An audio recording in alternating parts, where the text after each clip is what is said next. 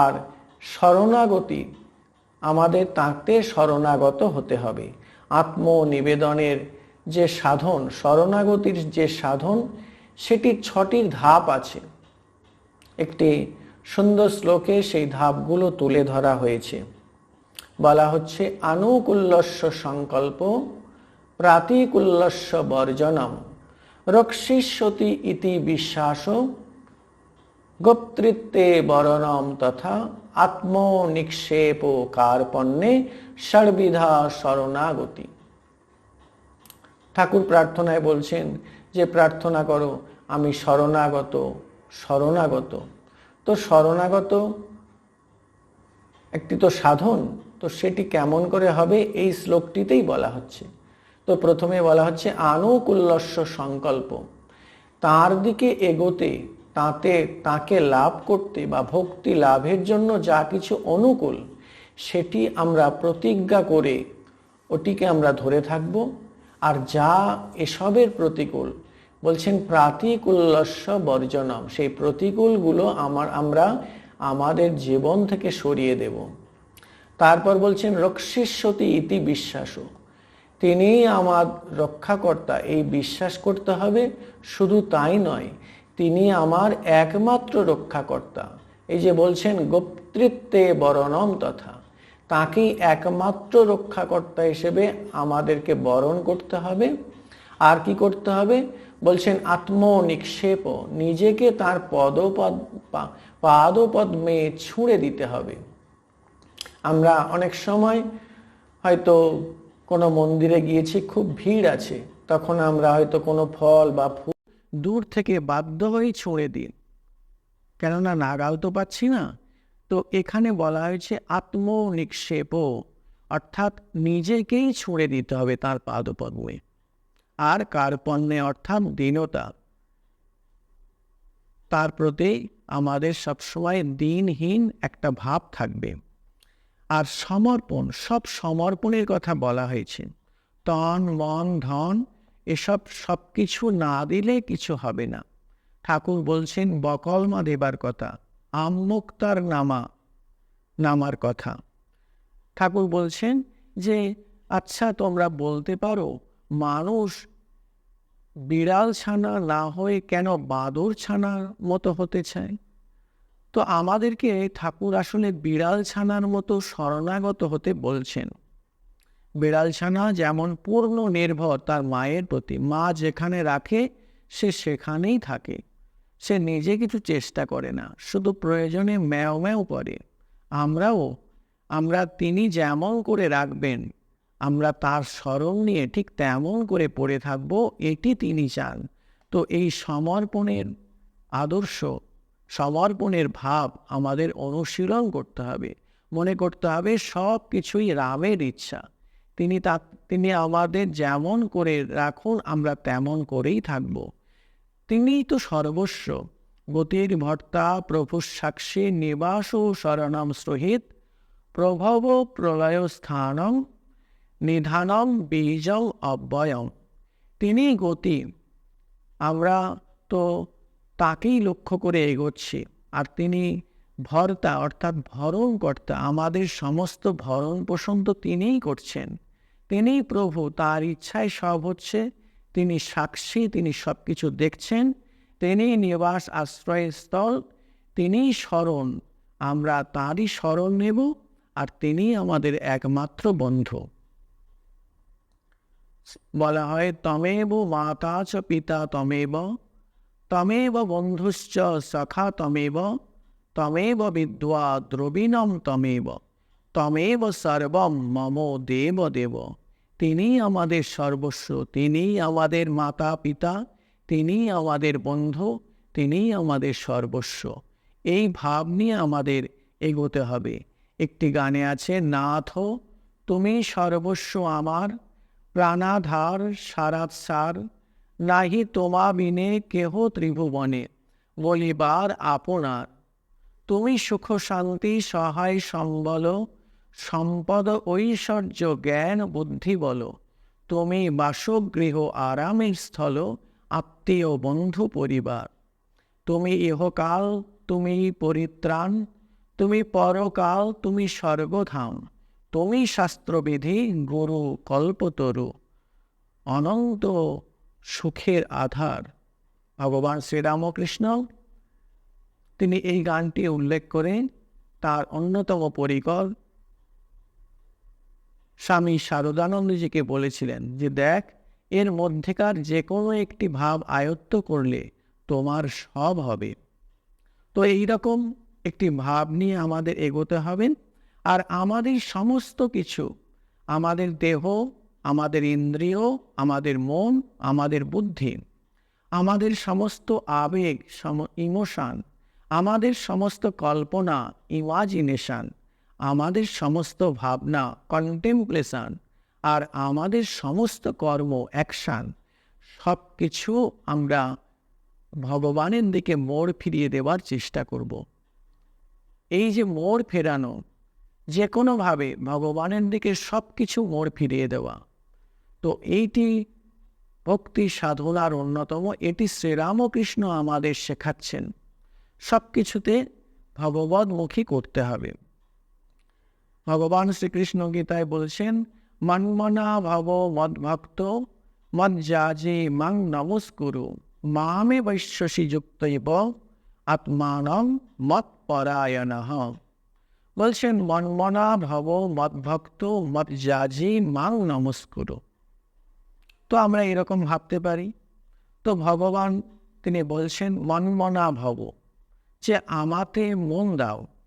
কিন্তু পরক্ষণেই হয়তো ভাবছেন যে আমাতে মন দেওয়া তো সোজা নয়, প্রথমেই তো আমার ভক্ত হতে হবে। তাই তিনি আবার বলছেন মদ ভক্ত। তো প্রথমে আমার ভক্ত হও, আমার ভক্ত হও। এটি বলার পরে তিনি ভাবছেন আমাতে ভক্তিলাভ তো সোজা নয়, তাই তখন তো আমাকে পুজো করতে হবে। পুজো করতে করতে তবেই না ভক্তি হয়। তাই তিনি বলছেন মজ্জাজি, আমাকে পুজো করো। কিন্তু পুজো করতে গেলে তো অনেক ঝক্কি আছে, অনেক কিছুই সংগ্রহ করতে হয়। তো সবচেয়ে সোজা হচ্ছে প্রণাম করা। তাই তিনি বলছেন মাং নমস্কুরু, আমাকে প্রণাম করো। আমরা শ্রী শ্রী ঠাকুরের উপদেশও পাই, যারা কিছুই পারবে না তারা অন্তত দুবেলা দুটো করে প্রণাম করবে। খুব সহজ করে ভগবান বলছেন। তিনি তো জানেন সবার কত অসুবিধে। আমরা তো সেই বিখ্যাত গল্পটি জানি। নারদের খুব অভিমান হয়েছে, কেননা একজন সাধারণ গৃহস্থ ভক্তকে ভগবান বলেছেন যে ওর খুব ভক্তি। এ কথা বলায় নারদের তো অভিমানে লেগেছে। নারদ ভাবছেন আমি সবসময় তার নাম করি, সবসময় তার সঙ্গে সঙ্গে থাকি, আর আমার চেয়ে তার বেশি ভক্তি হয়ে গেল। তো নারদ পরীক্ষা করার জন্য গিয়েছেন। গিয়ে দেখছেন যে সেই গৃহস্থ ভক্তটি চাষি মানুষ। সকালবেলায় ঘুম থেকে ওঠেন, তারপরে একটি প্রণাম করেন ভগবানের উদ্দেশ্যে, তারপর সারাদিন সেই নাঙল নিয়ে হাড় ভাঙা খাটুনি। সন্ধ্যার সময় খুব খাটাখাটনি করে আবার ফিরে আসেন, আর সন্ধ্যায় আরও একটা প্রণাম করেন। তারপরে আবার বিশ্রামে চলে যান খাওয়া দাওয়ার পর। নারদ এই সমস্ত খবর নিয়ে ভগবানের কাছে এসেছেন। বলছেন যে প্রভু, সে তো শুধু দুবেলা দুটো প্রণাম করে, আর তাতেই সে বড় ভক্ত হয়ে গেল।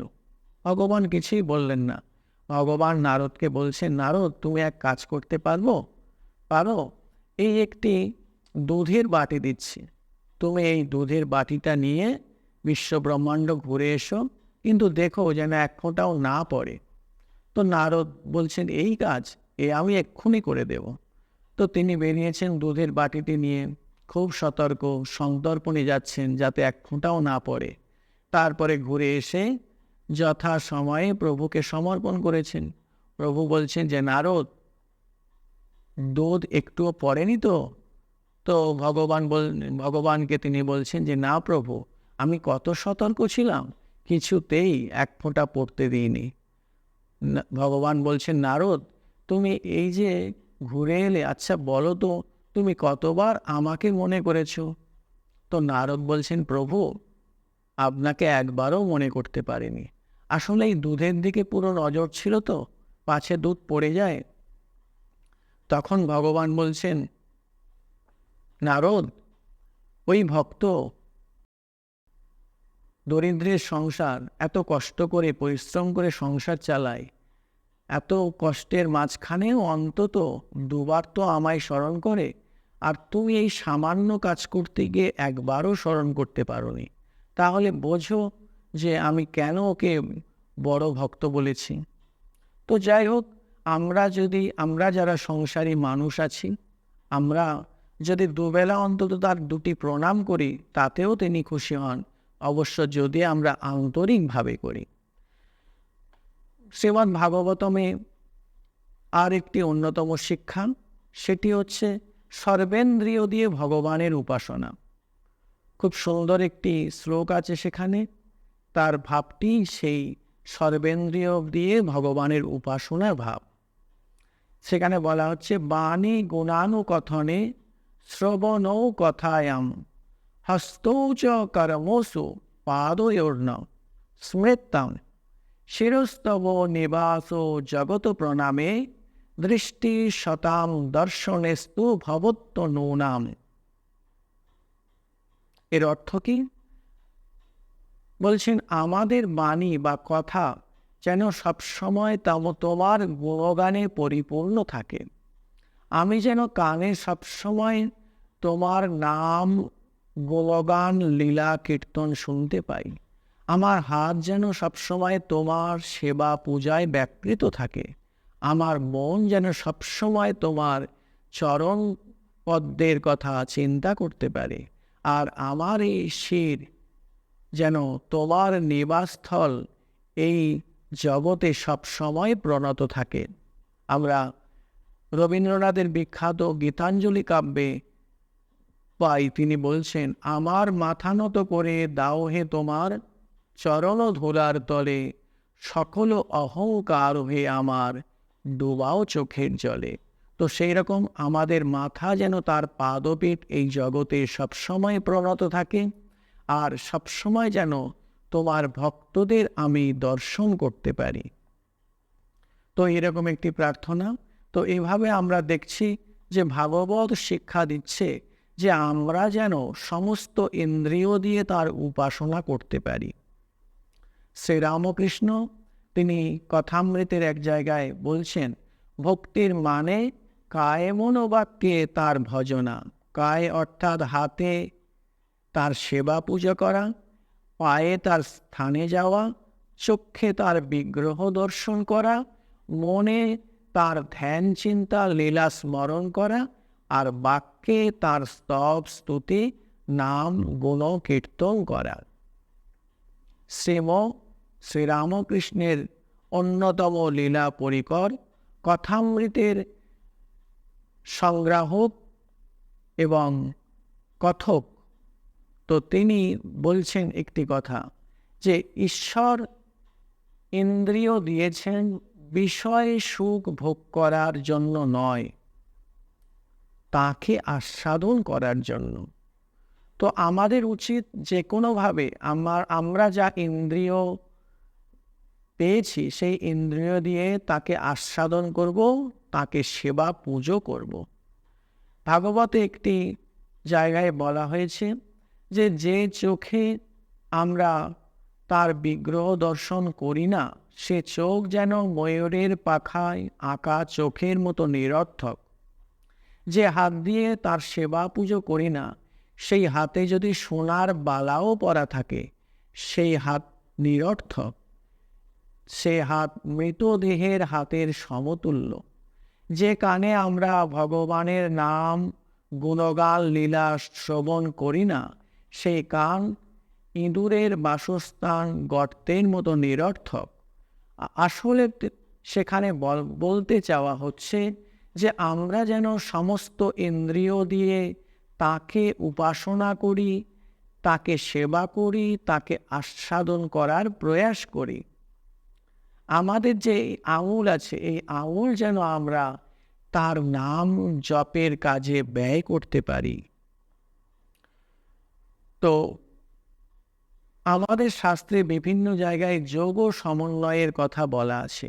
আমরা যদি সমস্ত যোগ সমন্বিত উপায়ে অনুশীলন করতে পারি, আমাদের জীবনটা সর্বাঙ্গ সুন্দর হয়ে উঠবে, আমাদের আধ্যাত্মিক জীবনটা সর্বাঙ্গ সুন্দর হয়ে উঠবে।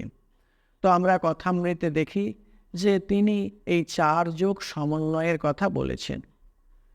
তো তিনি এক জায়গায় বলছেন যে ঈশ্বরের নাম গুণগান সর্বদা করতে হয়, আর সর্বদা সদসৎ বিচার করবে ঈশ্বর সৎ কিনা নিত্য বস্তু, আর সব অসৎ কিনা অনিত্য। ধ্যান করবে মনে কোণে বনে, সংসারের সব কর্ম করবে কিন্তু ঈশ্বরেতে মন ফেলে রাখবে। এই কথাগুলি সব এক জায়গায় একসঙ্গেই তিনি বলেছেন। কথামৃতের এক জায়গায় আছে, যখন বলছেন ঈশ্বরের নাম গুণগান সর্বদা করতে হয়, তিনি আসলে ভক্তির কথা বলছেন। আর সদা সর্বদা সদসৎ বিচার করবেন, তখন তিনি জ্ঞান বিচারের কথা বলছেন। আর যখন ধ্যানের কথা বলছেন মনে বনে কোণে, তখন তিনি যোগ সাধনার কথা বলছেন।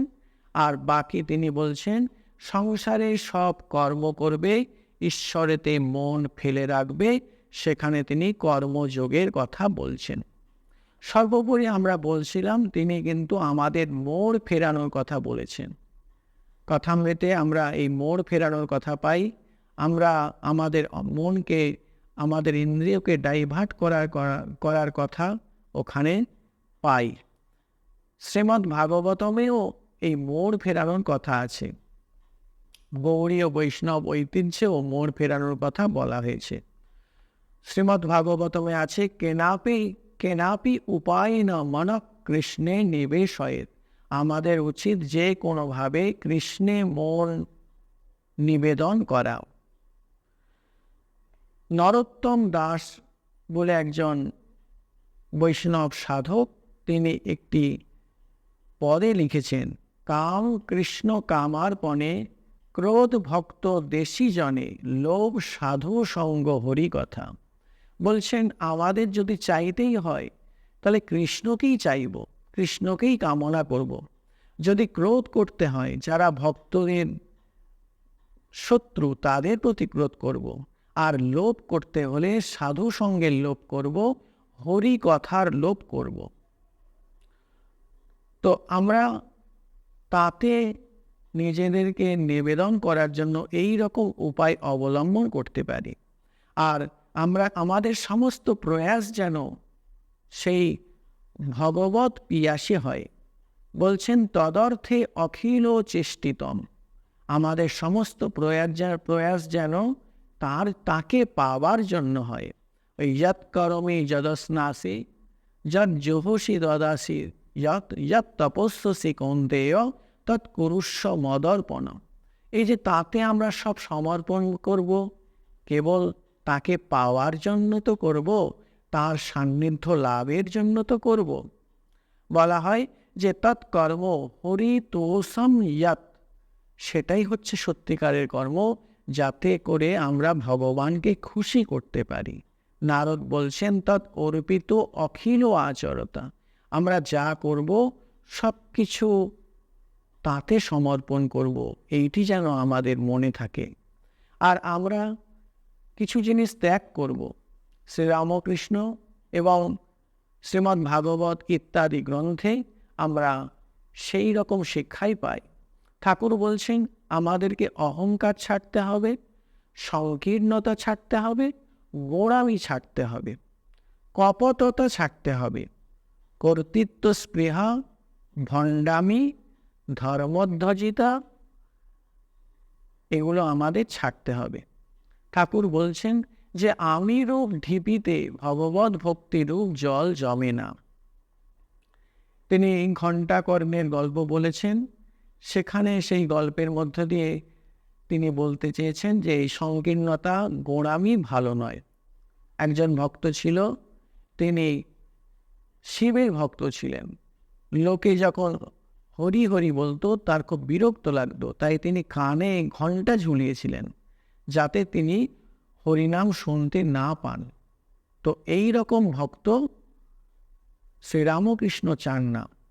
আর এই কপটতা, আমাদের মধ্যে ছলচাতুরির ভাব, এগুলো যেন না থাকে। ঠাকুর এই রকম ভক্ত চাননি। ভণ্ডামি, ধর্মধ্বজিতা আর এই লোক দেখানো ব্যাপার, আমি ধর্ম করছি, কিছু বিশেষ ধরনের আমার পোশাক পরিচ্ছদ পরলাম, বিশেষ কিছু আচার আচরণ করলাম, যেগুলো আমরা লোক দেখানোর জন্য করি। এভাবে ভক্ত হওয়া যায় না। ভক্তি হচ্ছে অন্তরের ভালোবাসার ব্যাপার। শ্রীরামকৃষ্ণ বলতেন, ধর্মের আঁচড়টি যেন আমাদের গায়ে না থাকে। আমি ধর্ম করছি, কেউ যেন বুঝতে না পারে। এটি ঠাকুরের ভক্তদের অবশ্য পালনীয়। আর কোনো রকমের মুজরুকি, লোক ঠকানি ব্যাপার যেন আমাদের মধ্যে না আসে, আমরা যারা শ্রীরামকৃষ্ণ অনুরাগী। আর ভাবের ঘরে চুরি, এটি যেন না থাকে। শ্রীরামকৃষ্ণ বলতেন যে মতুয়ার বুদ্ধি করা ভালো নয়। বলতেন, আপন ধর্মে নিষ্ঠা রেখো, অন্য মতে দেশ রেখো না। মন মুখ এক করাই প্রকৃত সাধন। গোঁড়ামি থেকে সাবধান তিনি করতে বলতেন। কখনো কাউকে গোঁড়ামি করতে দেখলে তিনি তাকে বাক্য দিয়ে কশাঘাত করতেন। এই গোঁড়ামি তিনি পছন্দ করতেন না। শ্রীরামকৃষ্ণের ভক্ত যারা হবেন, তাদেরকে আরও কিছু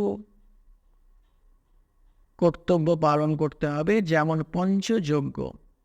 সনাতন ধর্মে এই পঞ্চযজ্ঞকে খুব গুরুত্ব দেওয়া হয়েছে। আমরা আমাদের দৈনন্দিন কাজকর্ম করতে গিয়ে অজান্তে অনেক প্রাণীর অনিষ্ট করি। আর সেই যে অনিষ্ট করার জন্য যে পাপ হয়েছে, সেই পাপ নিরসনের জন্য আমাদের প্রাচীন ঋষিরা 5 রকম যজ্ঞ করতে বলেছেন। সেই 5 রকম যজ্ঞ কে কি? দেবযজ্ঞ, ঋষিযজ্ঞ, পিতৃযজ্ঞ, নৃযজ্ঞ, ভূতযজ্ঞ। এই যজ্ঞগুলির মধ্য দিয়ে আসলে আমরা সকলের সেবা করার সুযোগ পাই। তো এগুলি আমাদের করতে হবে। দেবতাদের উদ্দেশ্যে যেমন যজ্ঞ করব, ঋষিযজ্ঞ অর্থাৎ ঋষিদের সেই মহৎ ভাবনার সঙ্গে পরিচয় লাভের জন্য আমরা শাস্ত্র পড়ব। পিতৃপুরুষগণদের উদ্দেশ্যে আমরা আমাদের কর্তব্যগুলো করব, মানব সেবা করব, পশু পক্ষী জীব জন্তু সবার সেবা করব। আর তার সঙ্গে আমরা আরও কতকগুলি সেবা করব, যেমন ঠাকুর সেবা, সাধু সেবা, ভক্ত সেবা, মানব সেবা, পশু পক্ষী সেবা। এগুলো আমরা আগেই বললাম। তো ঠাকুর বলছেন যে প্রতিমায় ঈশ্বরের পুজো হয়, আর জীবন্ত মানুষে কি হয় না? চোখ বুঝলে তিনি আছেন, চোখ চাইলেই কি তিনি নেই? তিনি আসলে বহুরূপে সম্মুখে যারা আছেন তাদেরকে সেবা করার কথা বিশেষভাবে বলছেন। আর এই ভাবনাটি শ্রীরামকৃষ্ণের এই ভাবনাটি স্বামী বিবেকানন্দ তিনি বিদেশে প্রচার করেছেন। বলেছেন যে ডিফাই দ্য ওয়ার্ল্ড, জগৎকে দিব্যায়িত করো। আমাদের চারিপাশে যারা আছেন তাদেরকে আমরা সেবা যত্ন করব, কিন্তু দেব বুদ্ধিতে, ঈশ্বর বুদ্ধিতে। আর এভাবেই আমরা সকলের সঙ্গে থাকব, অথচ আমাদের জীবনটাকে আমরা দিব্যায়িত করতে পারব। তো এই মানুষ জীবন কিন্তু দুর্লভ। এই দুর্লভ মানব জীবন পেয়ে আমরা যেন তা নষ্ট না করি, আমরা যেন তাকে অবহেলায় ফেলে না রাখি। স্বামী বিবেকানন্দ শ্রীরামকৃষ্ণের ভাবনাটি বলছেন যে আমরা যখন পিতামাতাকে দেখব, তাকে সাক্ষাৎ ঈশ্বর বলে মনে করে তার সেবা করব। সন্তানকে সাক্ষাৎ গোপাল মনে করে সেবা করব। শ্রীরামকৃষ্ণ এই শিক্ষাই দিয়েছেন। স্বামী বিবেকানন্দ এই সর্বত্র সবার মধ্যে ঈশ্বর দর্শনের শিক্ষা আমাদেরকে দিয়েছেন শ্রীরামকৃষ্ণের পথ ধরে। আর এই দুর্লভ মানব জন্ম আমরা যেন বৃথা নষ্ট না করি। দুর্লভম মানসম জন্ম তদপি অধ্রুবম অর্থদম। মানব জন্ম এমনি দুর্লভ, কিন্তু সেই দুর্লভ মানব জন্ম কিন্তু ক্ষণিক। কখন আমাদের কি হবে জানি না, কিন্তু এই মানব জন্ম সার্থক যদি আমরা করি, আমরা অসাধারণ লাভবান হব। তো দুর্লভ মানব জন্ম এটা অনিত্য, কিন্তু পুরুষার্থপ্রদ। আমরা এই জন্মেই আমাদের দেবত্ব লাভ করতে পারি, এই জন্মেই আমরা ঈশ্বর আনন্দ উপলব্ধি করতে পারি। অন্য জন্মে পারি না, অন্য জন্মে সেটি সম্ভব নয়। কোনো প্রাণী তার দেবত্ব উপলব্ধি করতে পারে না, কেবল মানুষই পারে।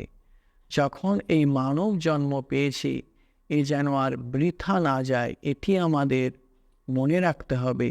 আর সেই জন্ম সার্থক করার জন্য আমরা যেন শ্রীরামকৃষ্ণ বিবেকানন্দের দেখানো পথে চলে আমাদের জীবনে পূর্ণতা প্রাপ্তিটি করে নিতে পারি।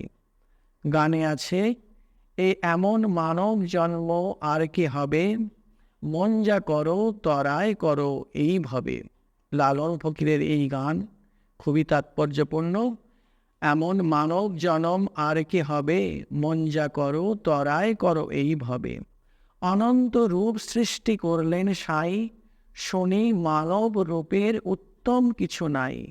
দেব দেবতাগণ করে আরাধন, জন্ম নিতে এই মানবে, মন যা করো তরায় করো এইভাবে। তো সুতরাং আমাদের দেরি করলে চলবে না।